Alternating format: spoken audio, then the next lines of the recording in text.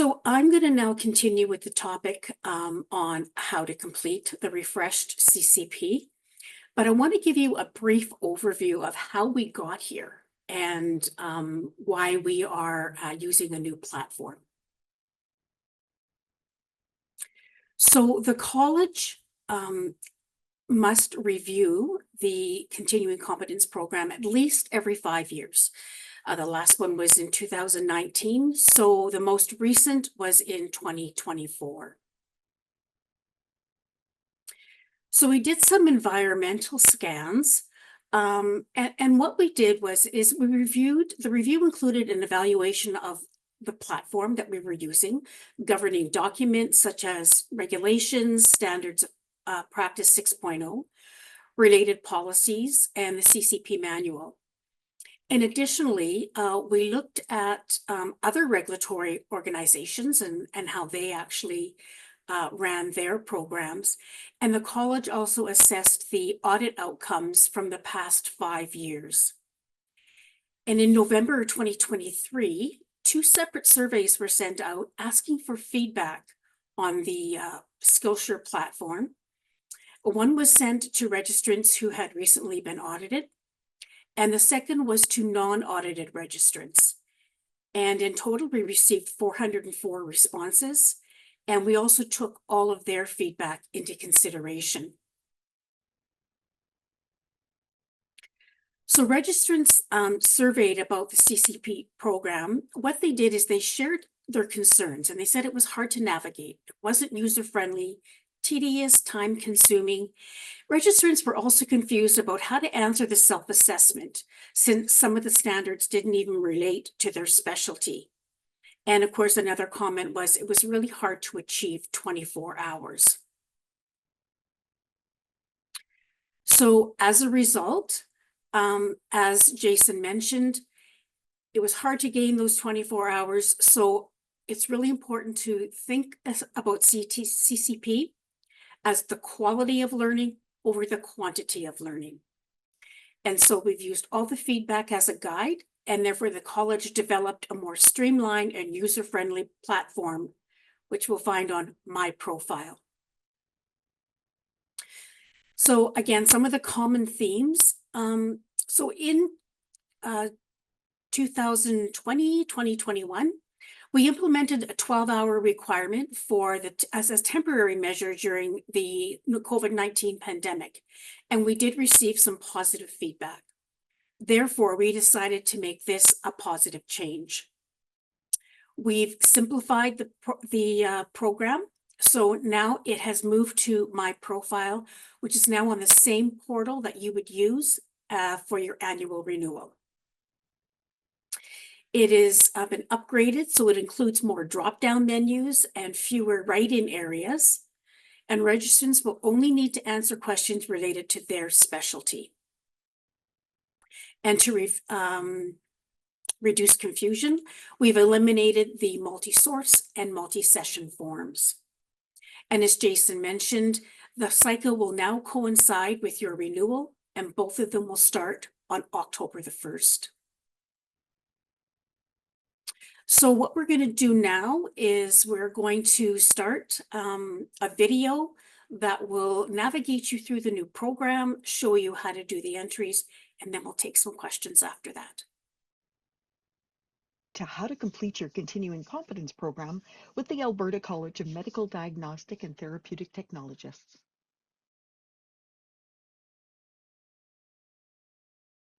The Continuing Competence Program, or CCP, is a mandatory component of registration with the college as required by Alberta's Health Professions Act and Medical, Diagnostic and Therapeutic Technologists Profession Regulation. The CCP requires college registrants to complete a reflective practice review in each registration year. The CCP's annual reflective practice review includes a personal assessment of the registrant's own practice, the development and implementation of a learning plan that follows the registrant's personal assessment of their practice, and a written evaluation of the result of the learning based on the learning plan.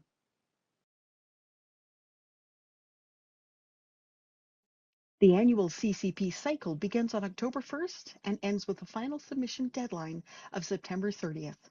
An audit of selected registrant submissions occurs after the deadline. The number of learning hours you need depends on how long you've been registered with the college during the CCP cycle year. Most registrants, those who have held registration and a practice permit for the entire CCP cycle of October 1st to September 30th, must complete a minimum of 12 hours of learning during that period. New registrants, or those recently reinstated, have different requirements. Registrants who have not held registration and a practice permit for the entire CCP cycle of October 1st to September 30th must complete a minimum number of learning hours based on the number of months they were registered during that period. Those registered for 0 to 4 months must complete a minimum of 4 hours of learning. Those registered for 5 to 8 months must complete 8 hours, and those registered for 9 to 12 months must complete 12 hours.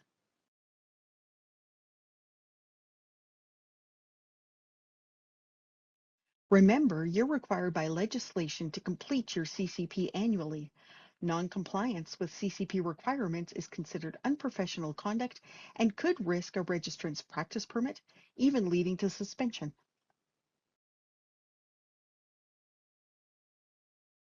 Be aware that your CCP records may be reviewed by college staff and continuing competence committee members as part of the submission and audit processes. There are security procedures in place to flag for irregular entries. The CCP submission process can be completed using My Profile, the college's online system for registrants to manage their application, registration, annual renewal, and CCP participation. To access it, start from the college's homepage.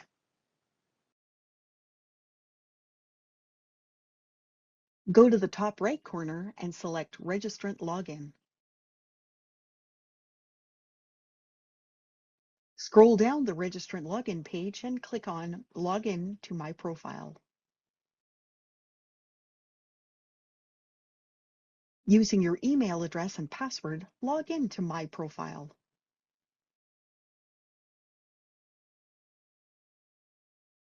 Be aware that your entries in My Profile and My CCP are not saved automatically. For security reasons, your session will expire 20 minutes after logging in, unless you save frequently. To enter your CCP learning record, click on the My CCP button on the home screen. Then select the CCP cycle or annual period where you want to enter your learning record by clicking on the arrow. Each registrant is required to complete a minimum number of learning hours in each cycle, which will appear on the left.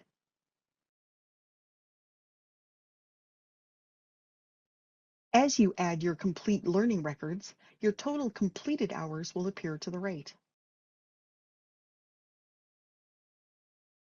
Your reflective practice review is made up of individual learning records, also known as objectives. To create a new learning record, click on the blue Add button under Objectives. You can create as many learning records as you would like.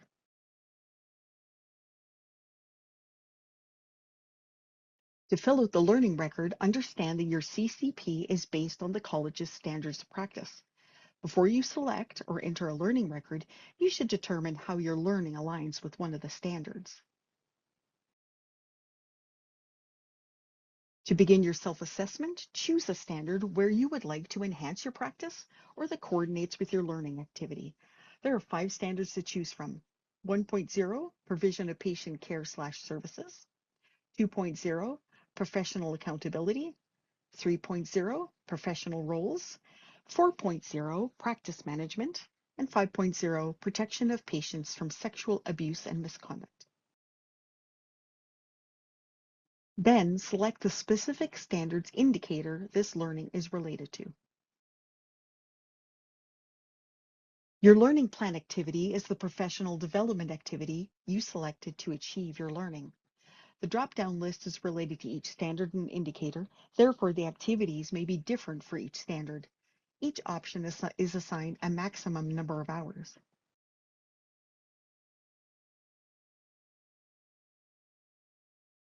Here are the maximum number of hours you may claim for each activity. They range from 1 hour for, say, completing a college module to up to 12 hours for taking a formal course or attending a professional event. The next section asks you to describe the learning activity, its progress status, completion date, and number of hours. First, type in the title of your activity, such as the course or module name, or webinar or in-service title. Under Status, choose whether this learning activity is in progress or already complete. Select Cancel if you did not complete the learning and therefore do not want to include it in your annual CCP submission.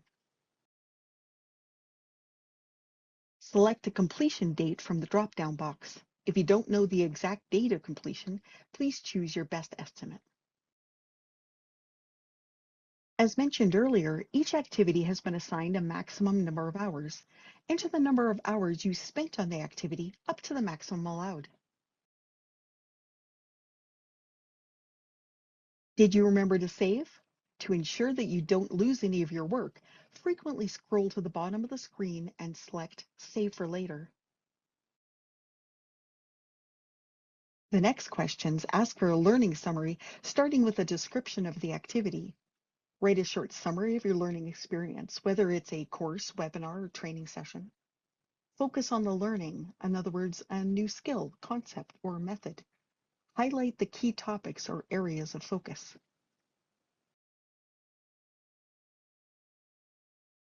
Next, describe the new or enhanced knowledge you gained from the learning activity.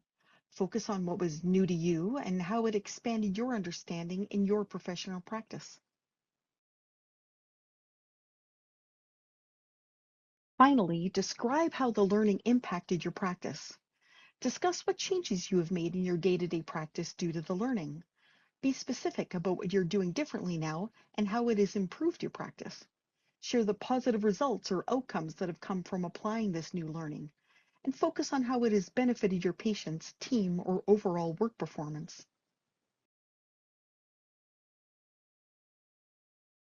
You're almost done. Just remember to scroll down and select Save for Later. If you have more learning records, you may start a new objective and add the next one now. Thank you for watching. Your commitment to continuing competence is an investment in your professional future. If you require more CCP info or learning activity ideas, see our website at acmdtt.com under Continuing Competence or contact the college at info@acmdtt.com.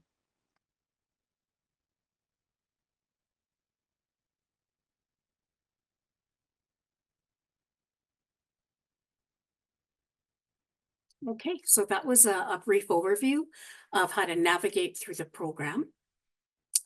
We do have some questions. So one of them, who decided how many hours can be allotted to each learning activity? So submissions from the past 5 years and other regulatory colleges were reviewed, and the hours were an average of what has been submitted. Why do we have to self-reflect on each activity? We used to be able to use the multi-session form and only reflect on one of the topics presented. Again, we go back to the quality over the quantity. So the self-reflection requirement ensures that each of the learning activities is meaningful, assessed. Okay, so while the multi-session form previously allowed reflections on one topic, it's important that the current approach encourages a deeper engagement for each individual activity. So you have to do it for each activity. I finished entering my learning objectives. Where is the submit button? So there is no submit button at this time. And this is because once you hit that submit button, there's no further changes that could be made at all. So on this platform, the submit button will appear in September of 2025. And until that time, it is just essential that you save all of your, hit that save for later button to retain your progress. Why can we only claim 4 hours, up to 4 hours for a webinar? Some webinars are no longer, or sometimes longer than 4 hours. So webinars typically cover a variety of topics. So a 1 hour webinar might present one topic, but a 2 to 3 hour webinar might present multiple topics. So the maximum allowed hours per webinar has been set to ensure consistency across different platforms. And again, we've looked at other regulatory organizations.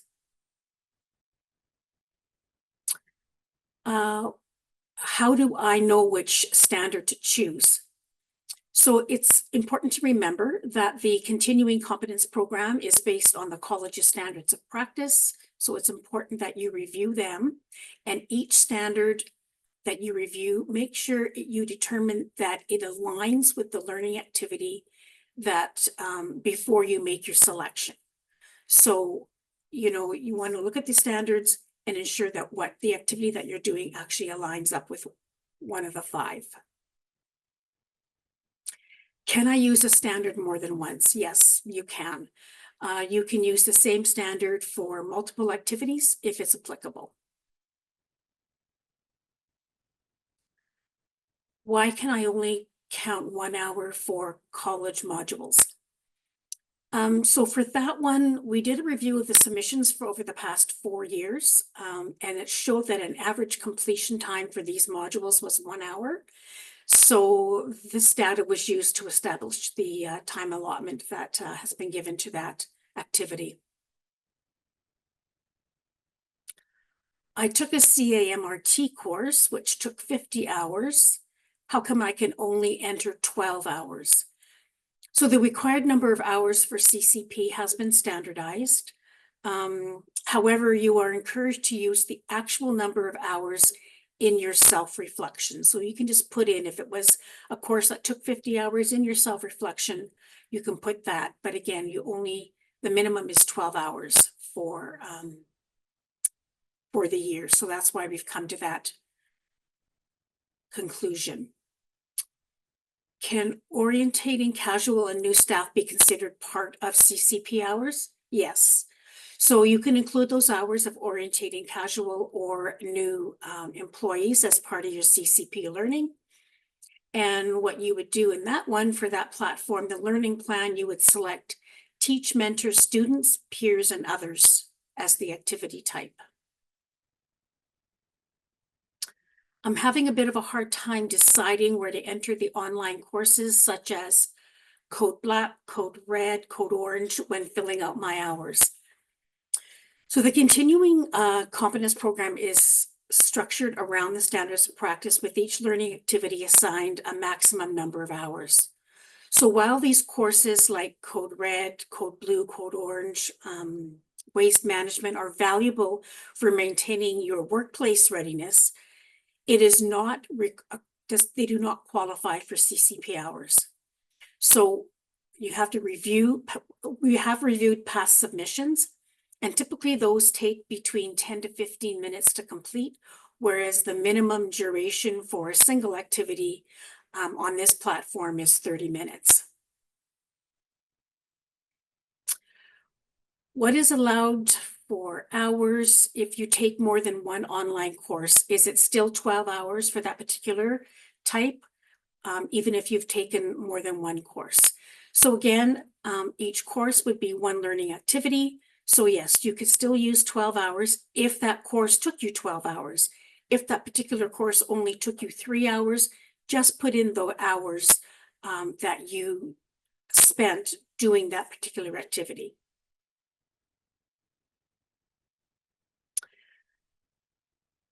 So we just add objectives until we reach 12 hours, no questions answered. Again, it's really important when you choose an activity that you self-reflect on it, and that you have a good explanation of what the knowledge that you've gained and how it impacts you. So it's not that it's just 12 hours. You have to make sure that you have reflected on the learning so that it shows that you have learned knowledge and skills and are now competent in that. Can this program not have autosave from the ease of use? Good question. The new platform doesn't allow that. So just like the old platform, you had to actually make sure you saved every time. So just go to the bottom of the page and save for later. Is there a way to upload supporting documents to each objective? So we are not, just like the old platform, you're not required to do uploading. Make sure that you keep them. If you are audited, then we will possibly ask for those uploaded documents. But at this time, there is no way to upload the documents. But if you are audited, that could be possible. I've attended an in-class learning session and practical session to learn new software for our scanner.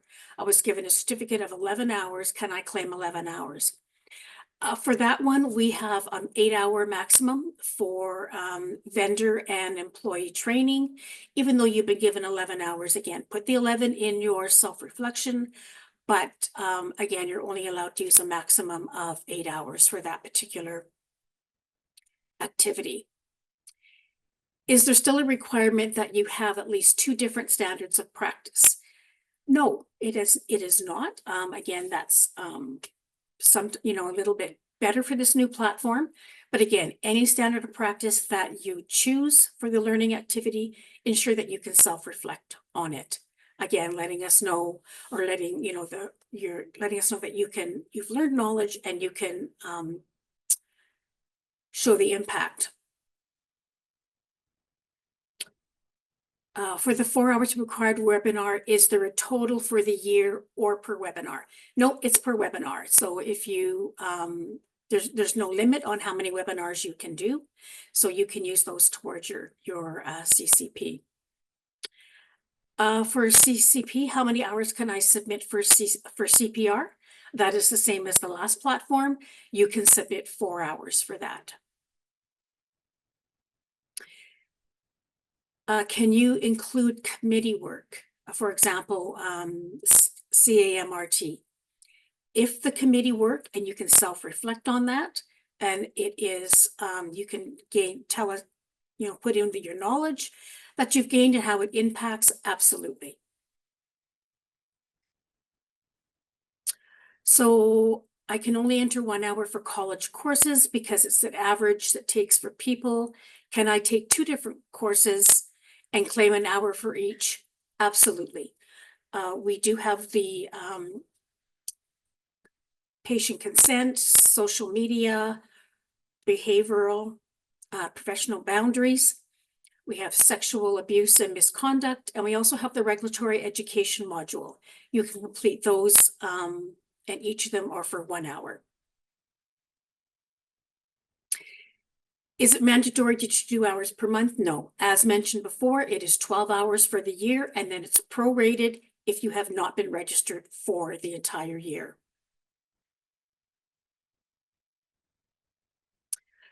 You're taking a management course. How can you apply them to your learning activities, like an MBA course or a degree, for example? If it is pertinent to your profession, and you can show that you've gained the knowledge and how it impacts your profession, absolutely, you can use those courses.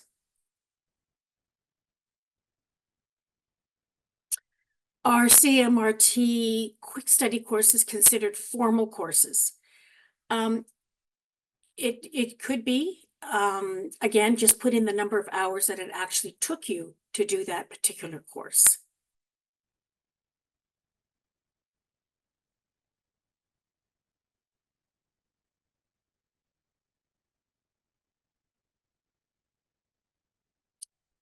This is a question. I was told by a colleague that CPR is not a requirement for being in employment. Again, that's up to your employer.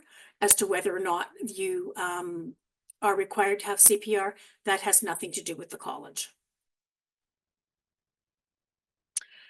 This is a good question. I did some hours in September of 2024. Can I use those hours for this upcoming cycle? Absolutely.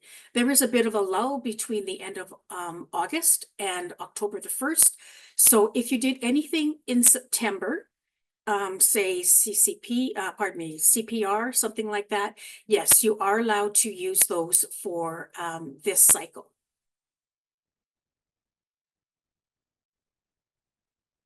How many hours can I claim for precepting? Again, same as the last one and last platform, that's 5 hours. Am I able to go back and look at a webinar that was done previously, or if there's been one in the future that's been recorded, can I look at that? Absolutely.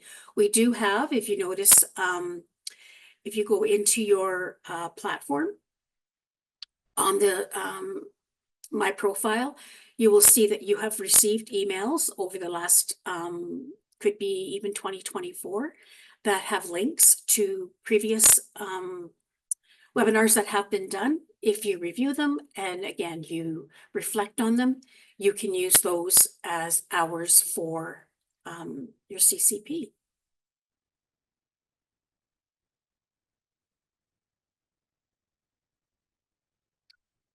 So those are the questions that I see from here. Just to let you know that we've had many of the registrants already go into the platform and have navigated through it and have put in their hours and their self-reflection. I am able to look at those and I can help you through those. So just, log into my profile, select my CCP, put in your learning plan, make sure you save what you have done. Nothing ever goes away. It'll always be there. So if you need any help with it, call, leave a message on the information line or call me directly. I will help you move and work through those through the platform. And if you have any questions about the, if something is related, we'll walk through it. I'll help you maybe find a standard of practice that it aligns with. Okay, CMRT is having an AGM in May. When I attend, can I use that for CCP? Again, the upcoming conference that is being held in May, absolutely. If you are attending that, use those for CCP. They have some great educational activities and webinars that you could bring to your CCP. How will I know if I'm going to be audited? So in the past, we have sent out notices to people who have been randomly selected for an audit in July. This year, it's going to be a little bit different. The audit is not going to take place until after the registration of this year. So the CCP ends October the 1st, and we will be doing the audit sometime probably in January or February. But again, you will be notified if you have been chosen. And there have some that have been directed by the registrar. If you have been directed to do your CCP, you will also be notified at that time.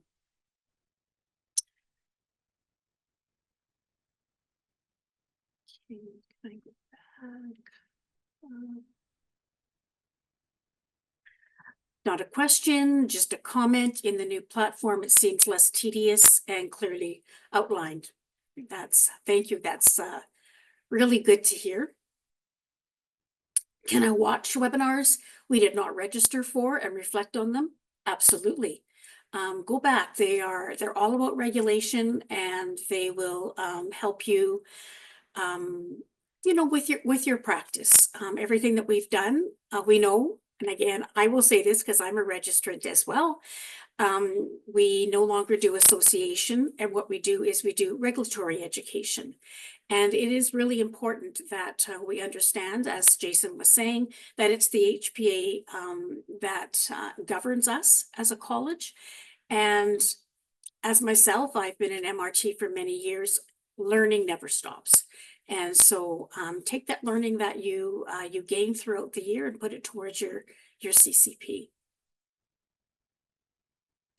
Why can't we use union meetings for CCP time? Union meetings are more for yourself and, salaries, benefits, and things like that. It really does not align with any of the standards of practice, and that does not protect the public. So for that reason, you cannot use union members for CCP. So where is the self-reflection? I opened it and can only see input of learning activity. Just like the old platform, your learning activity, when you are completing your, how your knowledge and has impacted, and your how your knowledge, what you've learned, and your impact, that together is your self-reflection. What you're doing is you're giving an outline of what the activity was. You're recording the knowledge that you learned, and you are explaining the impact on your profession. Those combined is a self-reflection.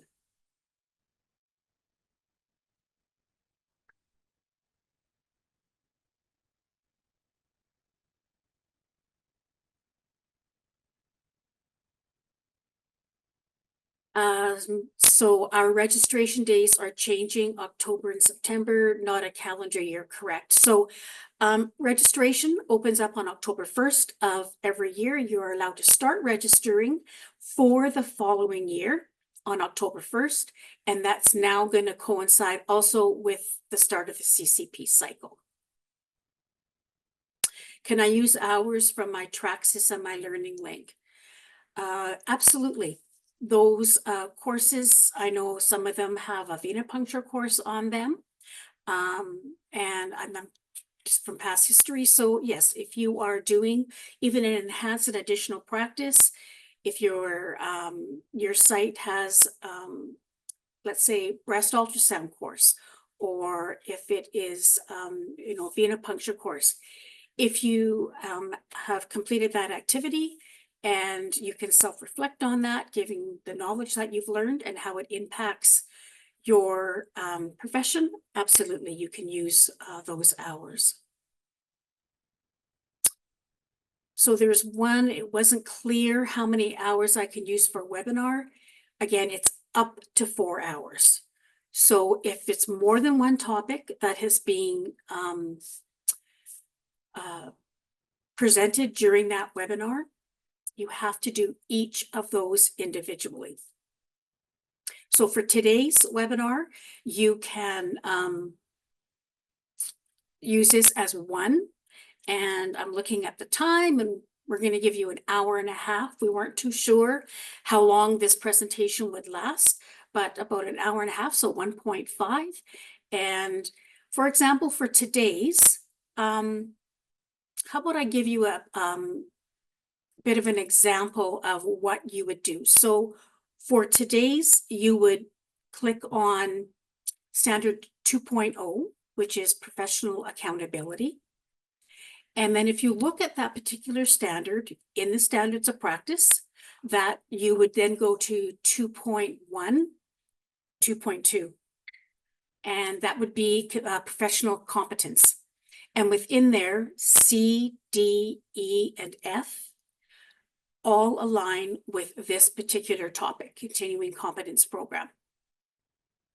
So you could use that, and then move on over to your learning plan. What activity did you complete? You completed a webinar. So then you would click that, go down, and in your the title, it would be continuing competence program webinar, and then continue with the date. And when you hit complete on the new platform, that's when the hours will start accumulating at the top. So if you have just in progress and you want to go back, then it will not accumulate at the top of the page. So, save your stuff, it's in progress. And I really encourage you today to go right away. As soon as you've done this, is go back in and put this in. And then if you want to self-reflect at another time, you can do so. I have had registrants who say, I save everything up till the very, very end and then I enter it. Sometimes they forget. They thought, oh, I entered it already, but they hadn't completed all the rest of it. So if you're audited and it's blank, then there is a problem. So go in as soon as you do an activity, put it in, give a brief overview, your knowledge and your how it impacted, and then you should be good to go. Would I put this regulatory session into a single 2-hour session, or would I break it up? No, let's keep it as one, and we'll use it as 1.5 hours.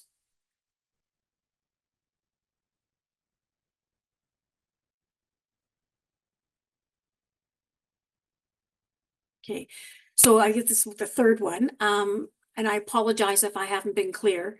You can use up for, this is for a webinar. They're confused about whether you can use 4 hours per webinar. Any activity that you do, put in the number of hours of that actual activity. There's going to be a maximum number that you can use. So if for today's webinar, you can put in 1.5 hours. And if you are doing the CAMRT conference that's coming up, and they have a webinar and you maybe attended 3 or 4 of them, put in each of those, and usually their webinars are 1 hour each. So you put in each of those individually. If you attend a webinar that is a total of 4 hours, then that's when you can put in 4 hours for a webinar. Okay. So that completes our webinar for this morning. I want to thank everybody very much for attending.